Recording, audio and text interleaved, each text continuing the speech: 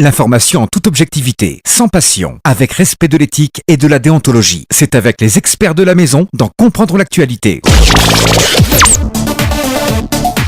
Comprendre l'actualité, c'est le rendez-vous quotidien avec notre rédaction tous les matins, du lundi au vendredi, sur Sabari FM 97.3, dès 9h. Politique, société, économie, culture et sport. Toutes les questions y sont débattues avec sérieux. Comprendre l'actualité, fini vos interrogations. Réalisation Fatoumata Kamara, conducteur technique Ibrahim Adassa Silla, cadrage pour les images Fodé Kamara, Lamina Sissé Baouri. Merci de nous préférer encore ce matin. Vous êtes dans l'émission Comprendre l'actualité, le rendez-vous quotidien avec notre rédaction tous les matins, du lundi au vendredi à partir de 9h05 pour vous aider à mieux comprendre ce qui fait l'essentiel de l'actualité dans notre pays, en Afrique, mais également ailleurs. Si vous êtes à l'intérieur du pays, vous nous pratiquez grâce à Pacifique FM en modulation de fréquence sur la 96.6, mais aussi à l'international ou partout où vous êtes, vous avez la connexion www.sabarifm.com, c'est le direct. Merci de nous choisir. Nous sommes mercredi 4 juillet 2018, nous sommes ensemble pour au moins une heure. Au menu de ce rendez-vous, 3 sujets et pratiquement des sujets qui se recoupent, notamment les 2 premiers. Nous allons parler de cette grève perlée des centrales syndicales à compter d'aujourd'hui jusqu'au 6 juillet, et soit 3 jours. Et parallèlement à cela, les forces sociales appellent les Guinéens à observer ce mercredi 4 juillet une journée ville morte au niveau des carrefours et autres points de Conakry. Des dispositifs sécuritaires y sont déjà déployés pour parer à d'éventuelles manifestations. Peut-on dire sale temps pour le gouvernement Kassouri?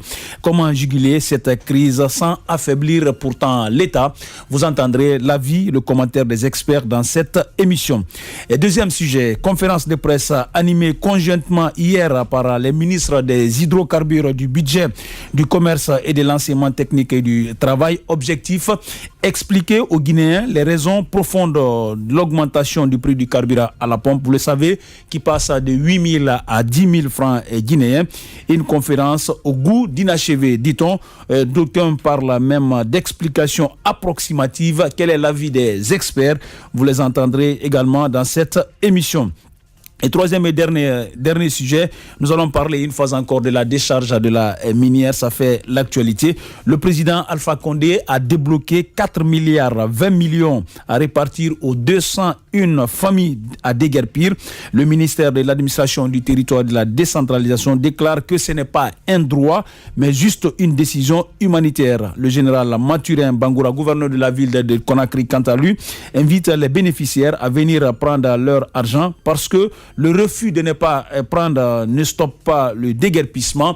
Voici le menu de ce rendez-vous et comment les experts analysent et commentent tout cela. Vous les entendrez dans cette émission. Ils sont 4 avec moi dans ce studio pour en parler. Bonjour Aïssata Kamara. Bonjour à tous. Bonjour Abakar Kondé. Bonjour Malik, bonjour à tous. Bonjour Koloba Koivogi. Bonjour à tous. Bonjour Amadou Makissa Diallo. Bonjour à tous. Une fois encore, merci de nous préférer. Bienvenue à tous. L'information en toute objectivité, sans passion, avec respect de l'éthique et de la déontologie. C'est avec les experts de la maison dans Comprendre l'actualité.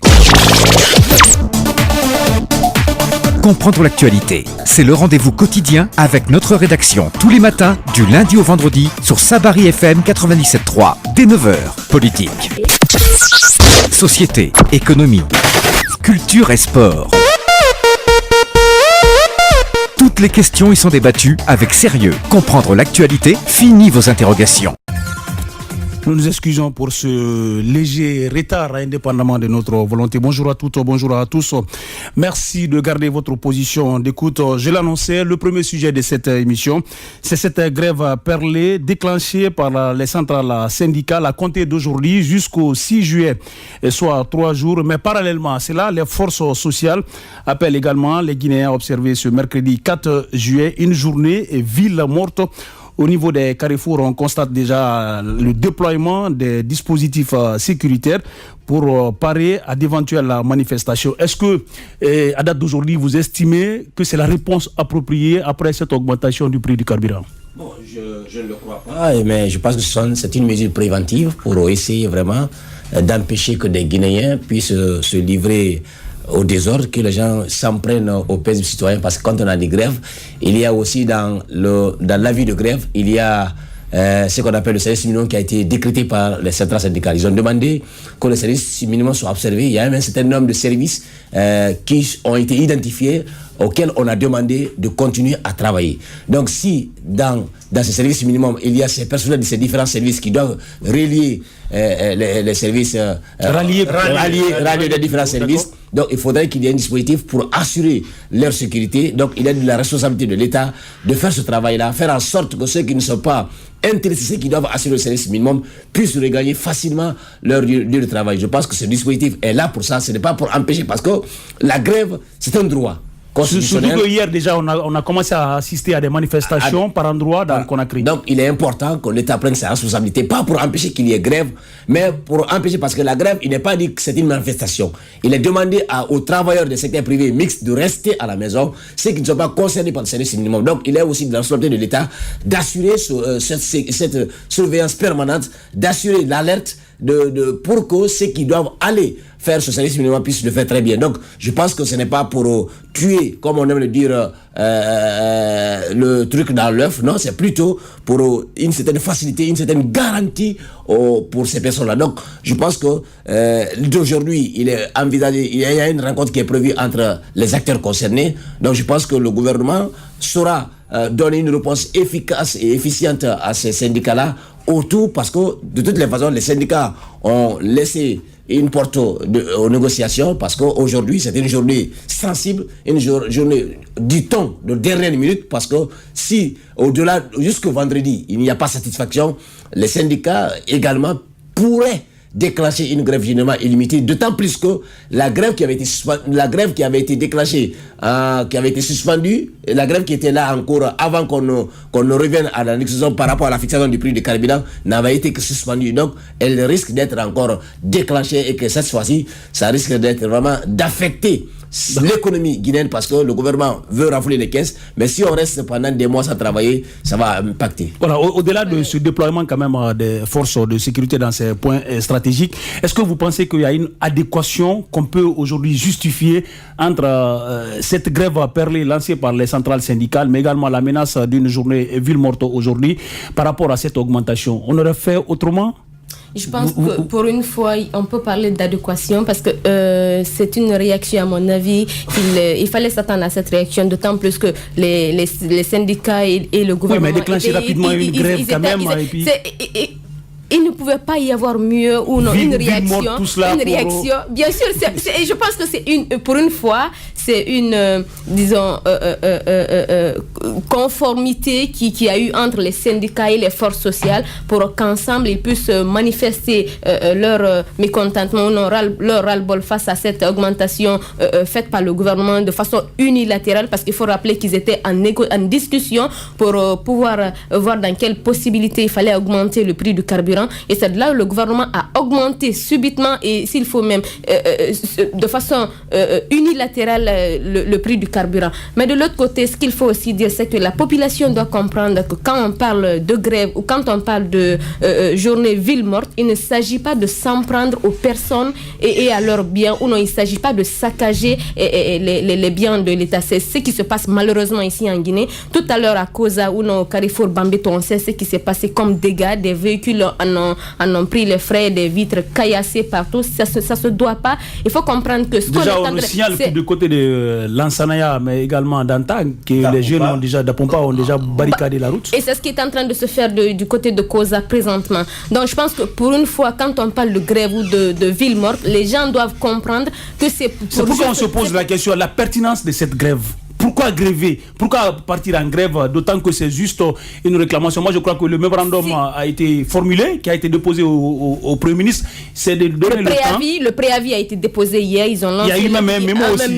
Donc, c'est jusqu'au vendredi. Espérons que d'ici vendredi, le gouvernement et les syndicats et les acteurs sociaux là même se comprennent sur une même base pour qu'on puisse sortir de cette situation. Amadou, moi, je suis tout à fait d'accord avec ceux qui pensent qu'il y a inadéquation, c'est-à-dire la réaction aujourd'hui des syndicats, mais également des forces sociales est un peu disproportionnée par rapport à cette augmentation. Je ne sais pas quel est votre avis. Bon, disproportionnée. Ah oui.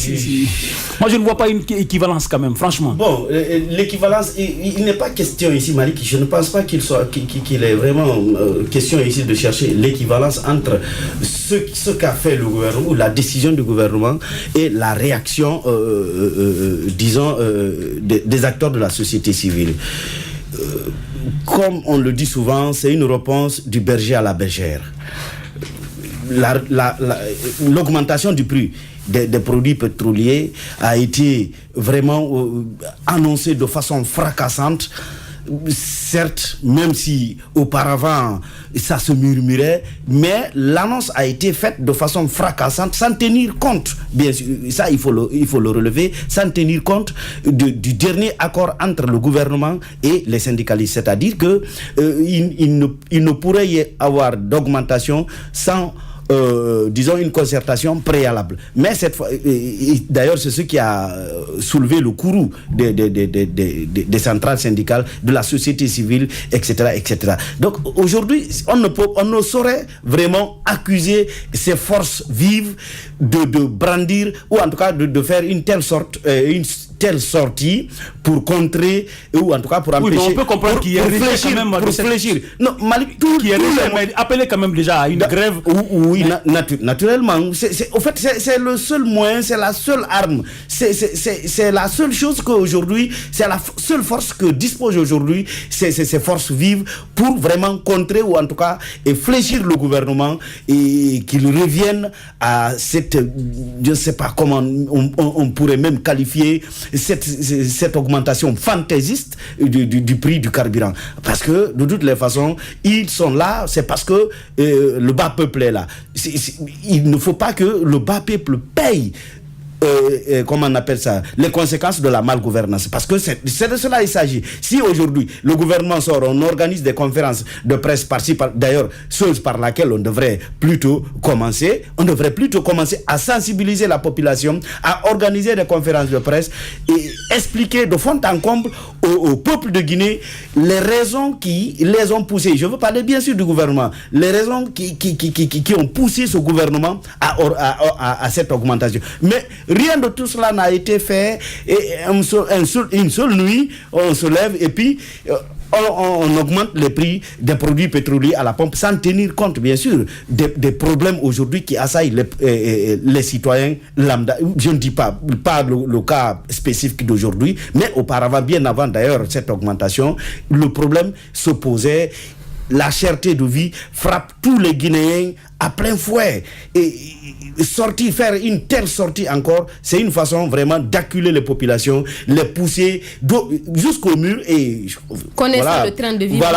Voilà, je pense que pousse-toi, comme on le dit le plus souvent. Pousse-toi, c'est jusqu'au mur. Sauf que ces acteurs qui ont appelé quand même à ces mouvements sociaux, pratiquement ne pourraient maîtriser la situation, d'autant qu'on vient de l'apprendre qu'il y a des échauffourées déjà qui éclatent à ça et là, les routes sont barricadées. Est-ce qu'il n'était pas mieux, parce qu'après il faut penser peut-être à comment juguler cette crise, est-ce qu'il n'était pas mieux quand même de donner un ultimatum, par exemple, d'une semaine au gouvernement pour voir si le gouvernement peut revenir sur sa décision? Parce qu'attention, il ne faut pas aussi plier au désirata de ces acteurs au point d'affaiblir l'État. Je te comprends bien, Malik. Au fait, le gouvernement, je pense, et je pense que vous-même vous pouvez le comprendre, est composé d'intellectuels, de gens vraiment réfléchis. Alors, prendre une telle décision sans pour autant se concerter avec les acteurs de la société civile, c'est périlleux pour le gouvernement. Alors, ils ont pris cette décision. Je pense que les syndicalistes, ce n'est pas hier que les syndicalistes se sont rencontrés. Il y a déjà une rencontre où un ultimatum de 72 heures a été donné à ce gouvernement pour qu'il revienne. Alors, nous sommes tous informés, on sait comment. Pour répondre à ces acteurs de la société civile, c'est plutôt une conférence de presse qu'on appelle pour donner des explications. Je ne dis pas qu'ils ne tiennent pas, parce que tout le monde sait que l'État est éclaboussé, les caisses sont vides, mais qui a vidé les caisses, c'est eux qui savent, c'est eux qui peuvent vous donner ces réponses. Donc, il fallait plutôt revenir, au lieu de se mettre à organiser une conférence de presse, il fallait plutôt faire front commun, aller rencontrer, disons, ces syndicalistes, les acteurs de la société civile, pour expliquer de fond en comble les tenants et les aboutissants de cette grève. Mais aujourd'hui, c'est vrai, ceux qui ont lancé ce mot d'ordre de grève ou cette opération de ville morte ne peuvent pas maîtriser la situation sur le terrain, mais eux non plus, c'est-à-dire, je veux parler des membres du gouvernement, eux non plus n'ont pas pris leur responsabilité de réfléchir à toute éventuelle aux éventuelles conséquences de cette augmentation. Peut-être qu'ils ne s'attendaient pas à une telle réaction quand même. Oui, mais là, voilà. C'est pourquoi. Je suis également tenté de faire un petit rapprochement par rapport aux acteurs de ces centrales qui lancent aujourd'hui ce mot d'ordre de grève. D'autant que c'est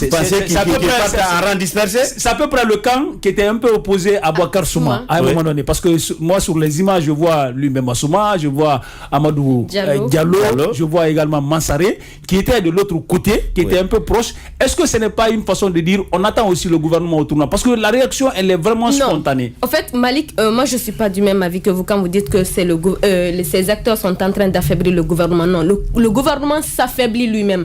Le gouvernement s'affaiblit lui-même. Quand il prend une décision sans mûrir cette décision, quand il prend une décision sans que cette décision ne soit mûrie et que cette décision, la population désapprouve cette décision, je pense que l'État lui-même s'affaiblit. Il devrait d'abord mûrir, il faut approcher tous les acteurs, voir est-ce que oui, ma décision là pourrait être acceptée. Jusqu'à preuve du contraire, l'État ne s'est pas affaibli. L'État s'affaiblit. Ce n'est pas les acteurs qui affaiblissent l'État. Le gouvernement décide de revenir sur sa décision. Excuse-moi de placer jusqu'à preuve du contraire, moi je sens l'État très fort. Je suis en train de voir le gouvernement revenir sur sa décision comme ce fut le cas de Souma. Ça m'étonnerait. Et dans ce cas, l'État s'affaiblirait lui-même parce que ça m'étonnerait que le gouvernement revienne sur sa décision. Ça m'étonnerait. Au fait, vous êtes l'animateur principal de cette émission. On ne doit pas vous poser des questions. Mais excusez-moi, cette fois-ci, franchement, de vous poser cette question. Est-ce que le gouvernement ne s'attendait pas à la moindre réaction de la population en augmentant les prix? Oui, peut-être une réaction, mais quand même une grève. Pas une ville morte quand même. Aujourd'hui, vous savez pourquoi l'État a très peu d'arguments pour vraiment expliquer les raisons de cette augmentation. Je pense que depuis un bon bout de temps, les acteurs, le ministre de l'économie et des finances, tous les membres du gouvernement avaient comme argument quoi? Le tableau de bord de l'économie guinéenne est vraiment reluisant. C'est ce qu'on disait. Alors, si le tableau est reluisant, si vraiment, ça veut dire que les caisses de l'État sont renflouées. Pourquoi sauf que la dernière grève quand même dans le secteur de l'éducation a laissé quand même des séquelles. Donc ça veut dire que vous étiez là de défendre que le gouvernement. Donc c'est une revanche. Non, ce n'est pas une revanche. C'est une revanche, mais plutôt c'est les conséquences. Mais un gouvernement ne doit pas être revanchard. Ah d'accord. Le gouvernement ne doit pas être revanchard. Le gouvernement n'est pas revanchard, mais le gouvernement a concédé beaucoup plus qu'il ne devrait concéder à l'époque. Bon. Encore une fois, je pense qu'il n'était pas nécessaire pour ce gouvernement-là d'augmenter le prix du carburant, sachant qu'il y avait bien d'autres secteurs dans lesquels on pouvait puiser. Mais comme Dan Sakourma l'a rappelé ici la dernière fois, il ne faut pas aussi que la population reste campée pour dire que le prix ne doit... Non, le prix du carburant partout ailleurs, ça peut augmenter comme ça peut baisser. Sauf qu'en Guinée, quand ça augmente, ça n'a jamais baissé. Ça n'a jamais baissé. Ça ne fait que grimper. Et on sait aussi que l'État ne perd jamais quand il s'agit du carburant. Sauf que le prix du baril aussi monte. Oui, mais l'État ne perd jamais. Que ça monte ou que ça descende, on sait que le gouvernement guinéen ne perd pas. Nous sommes à plus de 74, quelques dollars. Il ne subventionne pas le carburant en Guinée, donc il ne perd pas. D'accord. En tout cas, il y a d'autres... Je voulais juste dire que quand vous dites que les syndicats sont allés un peu trop vite en besoin, vous oubliez carrément que le gouvernement a vu les 2 accords qui ont été signés. Ces accords, quand vous regardez la revendication des syndicats, on dénonce que l'augmentation c'est de 25%, mais également on considère que le gouvernement a violé non seulement le protocole d'accord signé le 23 mai 2018 avec la Fédération des transporteurs et gouvernement, mais également de l'autre côté, on parle ici d'un autre accord qui avait été violé par le gouvernement, alors qu'il avait été demandé que lorsqu'on doit revaloriser le prix du carburant, ça doit être à l'issue d'une concertation entre les acteurs. D'accord, ça c'est des erreurs. Ce n'est pas une erreur. Hier, c'est pourquoi une erreur. Hier, c'est sciemment fait. J'ai voulu poser la question. S'affaiblit lui-même. C'est pourquoi hier, si tu me permets, c'est pourquoi hier j'ai voulu poser la question à l'économiste Touré pour dire, est-ce qu'il y avait une imminence? Est-ce qu'il y avait vraiment un péril à la demeure pour ne pas que le gouvernement puisse attendre ne serait-ce qu'un mois, repartir la fin des saisons de pluie, discuter, pas seulement placer de pluie, mais discuter avec les acteurs concernés avant de fixer le prix du carburant. Est-ce qu'il y avait une réelle nécessité? Est-ce que ça veut dire que le gouvernement ne pouvait pas fonctionner si on n'est pas... C'est un gouvernement qui va aller vite. Donc, il y a des défis. Je crois que... Kassori, il a plusieurs défis à relever. Le gouvernement a fait le mauvais coaching et Kassori même est allé au-delà de ses principes.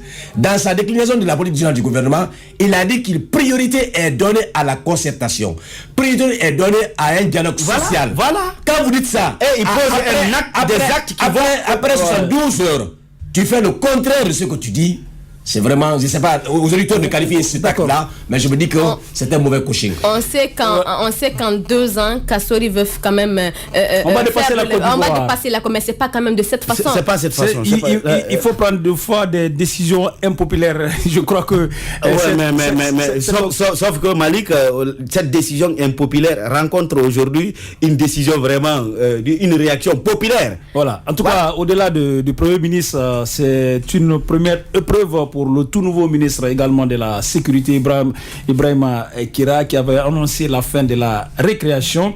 Nous souhaitons plus de peur que de mal pour ces manifestants et que la grève perlée lancée par les centrales syndicales et cette journée de ville morte appelée par les forces sociales ne devrait aucunement être un alibi pour quand même barricader ou empêcher d'autres citoyens vaquer librement à leur quotidien. Nous allons continuer cette émission sans transition. D'un sujet à un autre, il n'y a qu'un pas parce qu'on parle une phase encore de carburant. Hier, les ministres en charge des hydrocarbures, du budget, du commerce et également de l'enseignement technique et du travail ont conjointement animé une conférence de presse pour expliquer aux Guinéens les raisons profondes de l'augmentation du prix du carburant à la pompe de 8 000 à 10 000. Mais beaucoup estiment que c'est des explications approximatives. C'était même du déjà entendu. Oui, effectivement, c'est déjà entendu. Ce qu'il a dit, moi je ne suis pas en train de dire que le gouvernement n'a pas tort. C'est l'approche qui n'est pas la bonne. On sait qu'on ne peut pas rester indéfiniment à ce prix-là. À l'échelle internationale aujourd'hui, le baril est à près de $74. Donc aujourd'hui, il est imminent, comme de notre côté, qu'on puisse aussi revaloriser le prix. Non, il y a une nécessité. Mais je dis que c'est l'approche qui n'est pas bonne. La démarche. La démarche. Voilà. Moi, sinon, on est conscient que si on veut amorcer un développement, il faudrait que les recettes soient vraiment maximisées, puissent permettre à ce gouvernement de faire face à ce PNDS. Il y a une nécessité. Maintenant, puisque le gouvernement et les acteurs sociaux ont signé un protocole d'accord, je pense qu'il était important pour le gouvernement de respecter son engagement vis-à-vis des acteurs sociaux pour ne pas... C'est pourquoi on assiste aujourd'hui. C'est pourquoi aujourd'hui, ça réconforte l'option des acteurs de la société civile, notamment les syndicats, quand ils appellent, parce que tout le monde est unanime que le gouvernement a fauché dans son coaching. Donc, je pense que l'explication qu'a donnée hier les ministres, c'est une explication logique et c'est vérifié et vérifiable. Mais c'est l'approche qui n'a pas été vraiment la meilleure approche. Il était important qu'on pourrait augmenter, qu'on essaie de discuter pour dire, écoutez, voici les arguments. Parce que les syndicats ont demandé qu'ils avaient justement besoin que le gouvernement mette sur la table des arguments. Si les arguments sont convaincants, ils acceptent. Mais si tu n'es pas maintenant, ils trouvent un rédit par rapport à ces arguments, ils donnent aussi leur contre-proposition. Mais c'est ce que le gouvernement n'a pas fait, c'est-à-dire que le dialogue, c'est ce qui a manqué. Et quand il y a absence de dialogue, c'est que c'est le désordre qui s'installe et c'est ce que le gouvernement a orchestré. Donc je pense que hier, les explications, on a vu Jacques ce qu'il a dit. À l'échelle internationale, c'est vrai que ce n'est pas rose, donc il est important. La Guinée ne vit pas sur une autre planète. La Guinée vit dans cette même planète. Donc il y a une décision qui doit être en concert. Si les autres ont augmenté, ça doit être augmenté. Mais surtout que sur le projet chez nous, il n'y a pas ce qu'on appelle le principe de flexibilité. Quand ça manque, c'est-à-dire quand ça augmente à l'échelle internationale, on augmente, mais quand ça diminue, on diminue également. Mais tant qu'il n'y a pas ce principe de flexibilité, ce n'est pas une assurance pour les acteurs sociaux que le gouvernement peut aujourd'hui revenir ou pas sur les 8 000 francs, c'est pas ce qui est important. Aujourd'hui, qu'est-ce qui va permettre, même à 15 000 francs le prix du carburant, qu'est-ce qui va permettre aux populations de supporter? D'ailleurs, le ministre de l'enseignement technique de la formation professionnelle du travail, Lansana Koumara, lui, il a fait noter même que l'augmentation devait se situer entre 11 500 et 12 000. Oui, heureusement, heureusement, le gouvernement a été très compréhensif pour fixer quand même le prix à 10 000. D'accord, mais ils sont obligés. Oui, justement, à partir de là, on devrait comprendre. Je reviens sur ce que le ministre de tutelle a fait également comprendre que d'octobre 2017 à juin 2018, l'État a perdu au moins plus de 736 milliards de francs guinéens à cause de la subvention du carburant. Ouais, je dis, tout ça là, c'est le montant. Il y a d'autres infrastructures. Non, l'État ne subventionne pas le carburant. L'État a perdu. En termes de recettes. C'est en Guinée. En termes de recettes, l'État a perdu au moins 736 milliards. C'est en Guinée, on entend ce genre de propos dire que l'État n'a pas d'argent, l'État n'a pas les moyens. Mais si l'État n'a pas les moyens, qui peut maintenant avoir les moyens? Oui, c'est parce que les besoins sont multiples. Les besoins sont multiples. C'est pourquoi on dit que l'État n'a pas d'argent. Excusez-moi, je causais avec un grand intellectuel africain la semaine dernière. Il me dit, nous dans notre pays, c'est au Sénégal, il me dit, nous dans notre pays, nous n'avons pas de diamants, nous n'avons pas de carburant, nous n'avons pas d'or, nous n'avons pas de manganèse, cuivre, etc. Il dit, mais nous sortons tout cela de nos têtes. Parce que dans nos têtes, il y a tout ça. Donc nous, vraiment, travaillons nos méninges pour sortir tout cela.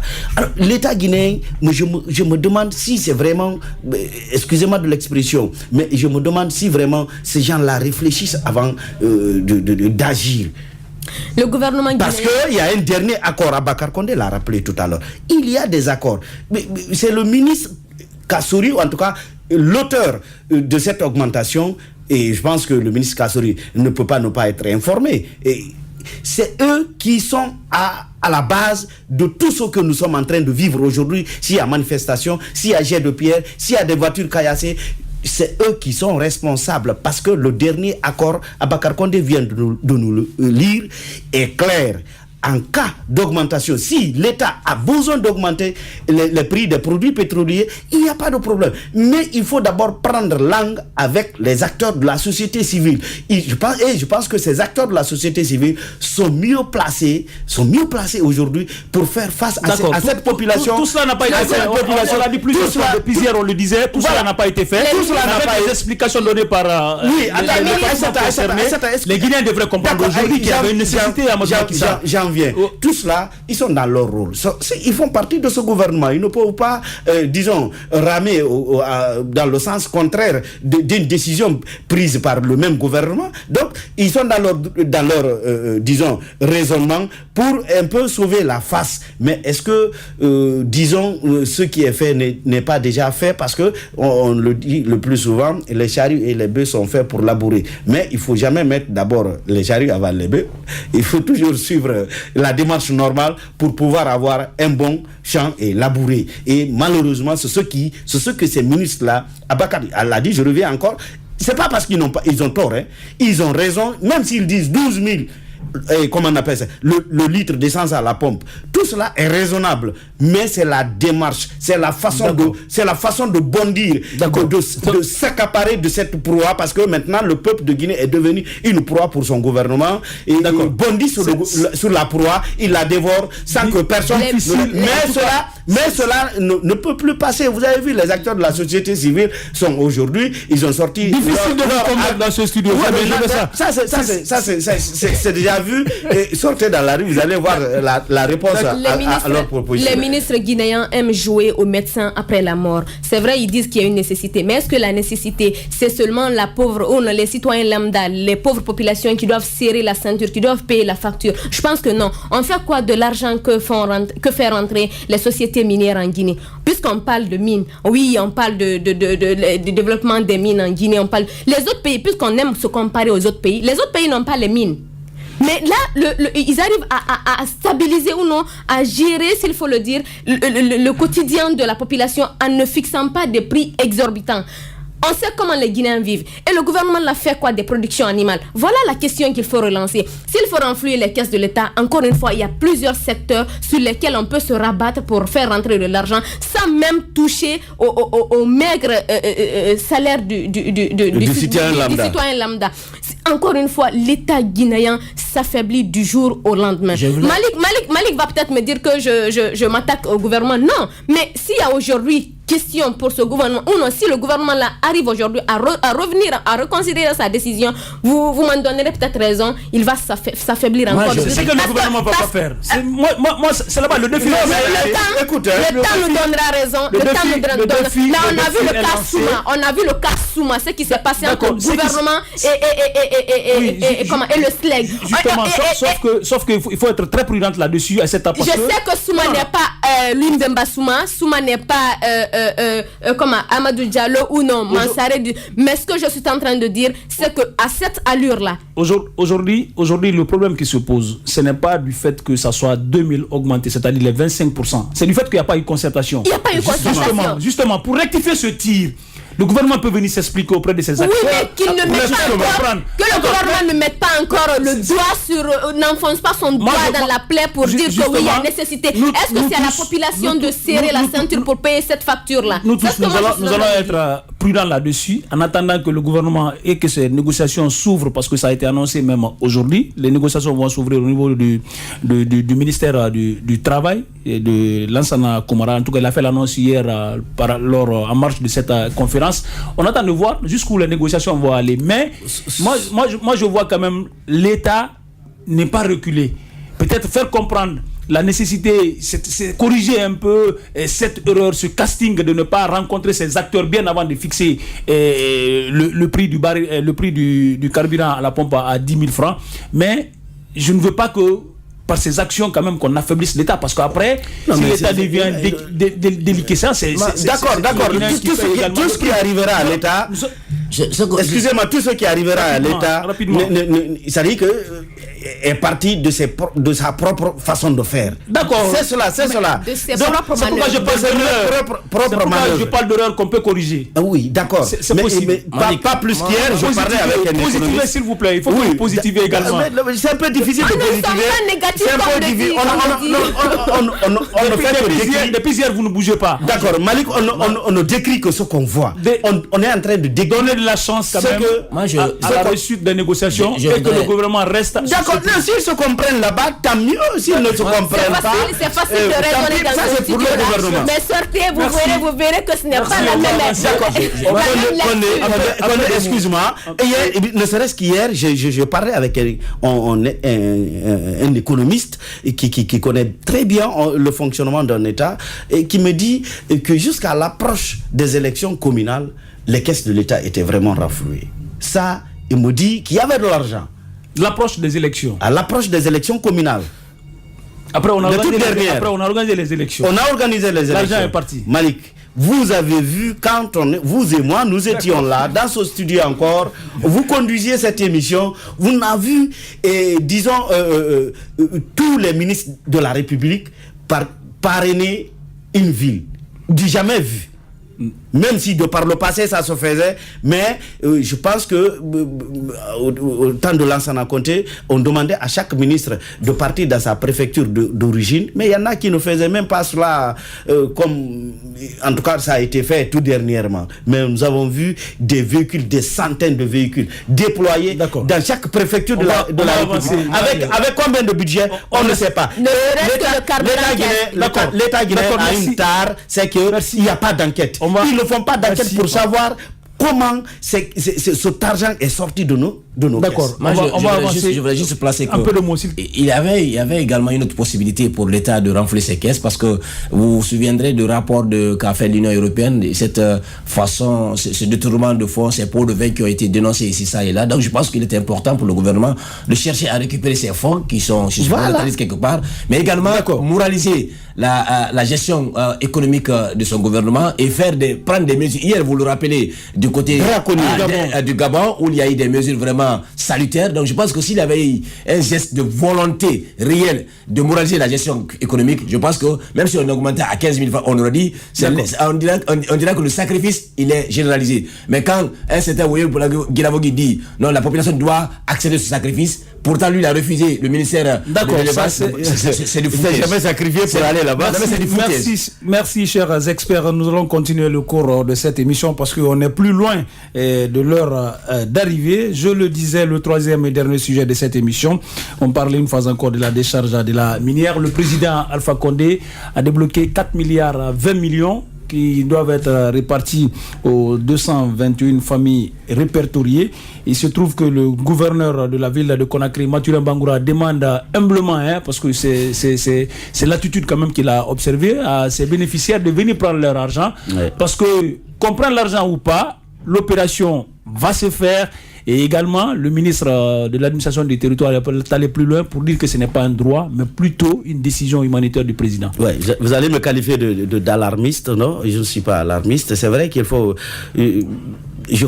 en tout cas, je cautionne ce que Mathurin a dit. Les gens n'ont qu'à aller prendre l'argent. Mais le cas particulier encore de Dar Salam, c'est une autre démarche inappropriée de la part de nos autorités. Il faut, disons, faire la distinction entre ceux qui ont été préalablement indemnisés et ceux qui étaient installés là-bas légalement, ceux qui sont en dehors du périmètre. Aujourd'hui, ces deux entités, ces deux groupes de personnes sont confondus et on est en train de causer du tort à même ceux qui sont installés là-bas de façon vraiment légale. Ça, c'est un peu difficile à admettre et on devrait vraiment, le gouvernement devrait aujourd'hui... Sauf que le ministre Bourama Condé a été encore plus précis. Il dit ces familles qui ont été répertoriées, aucune famille ne peut brandir quand même un document légal d'occupation des lieux. Heureusement que vous avez dit que c'est le ministre Bourama Condé. Voilà. C'est le ministre. Il a la compétence, c'est le ministre de l'administration. Il appartient au même gouvernement, donc il ne peut pas, disons, ramer dans le sens contraire en tout cas de ce qui se fait dans ce gouvernement. Donc je me dis, franchement, on doit aujourd'hui étudier le cas des gens qui habitent autour de cette décharge, au lieu de bondir sur eux ou bien de la menacer, de déguerpir dans 24 heures. C'est un peu... Parce que de toutes les façons, c'est des Guinéens. Et puisque c'est des Guinéens, ils doivent aujourd'hui, ne serait-ce que vers Doubirika, vers, disons, Koya là-bas, leur trouver il y a des espaces aménagés là-bas, on leur donne des terrains, peut-être les 20 millions, maximiser un peu les 20 millions là. Maintenant, celui qui refuse d'aller là-bas, là, on comprendra, disons, sa mauvaise foi. Mais au-delà de cette indemnisation, au-delà de ce déguerpissement, le gouvernement doit aujourd'hui s'atteler, trouver les voies et moyens pour débarrasser Conakry, parce que la décharge de Dar Salam se trouve au cœur de Conakry. Il faut complètement enlever ces ordures au cœur de Conakry. Sinon on ira des même pas au voilà. Tout Conakry finira par tout Conakry finira par, parce que de toute façon, c'est pas le départ de ces gens-là qui va empêcher, disons, les gens d'y déverser des ordures. Alors, mais les ordures aussi prendront toujours, et au fur et à mesure, au fur des années, la décharge prendra une dimension exponentielle et finira toujours par chasser les riverains. Donc, au lieu de cela, il faut trouver une solution pérenne qui va nous débarrasser, nous mettre à l'abri de ces maladies que dégage cette décharge.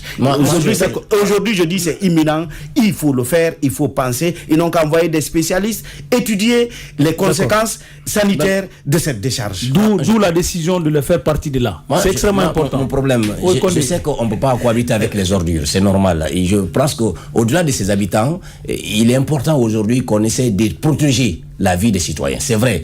Je suis tenté de dire qu'il est aussi important, puisqu'il s'agit de la vie humaine, de faire en sorte que ces habitants-là puissent quitter ces lieux. Ouais, si l'État n'a pas les moyens... Ça, vous comprenez très bien.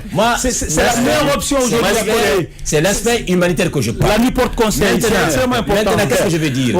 Au-delà, de cette volonté de protéger, parce que l'argument qui a été brandi, c'est de protéger les citoyens, pour éviter qu'il y ait un autre éboulement qui puisse encore se solder par des morts. Mais il est de la sortie, puisqu'il s'agit des Guinéens, Macky Sall l'a dit, c'est des Guinéens. Au-delà de dire qu'ils ont le papier légal ou pas, il s'agit des Guinéens. Il est de la responsabilité sociale et morale du gouvernement de trouver un point de chute pour chacune de ces familles. Si le gouvernement, par exemple, avait trouvé une cité ou avait construit une cité pour dire attention, comme ça s'est fait à Abidjan, voici ce qu'on vous propose en lieu et place de ces lieux vraiment sales, je pense que personne n'aura refusé. Mais si on vous donne, moi hier, on a envoyé une équipe sur le terrain. On a rencontré un certain Mamadou Djuma Diallo qui est là-bas il y a de cela 10 ans, qui a acheté sa parcelle à 5 millions, qui a construit à près de 45 millions. Aujourd'hui, dans 3 chambres sur la douche interne, on demande de quitter avec 20 millions. Qu'est-ce qu'il va faire avec ça, avec une famille de 12 enfants?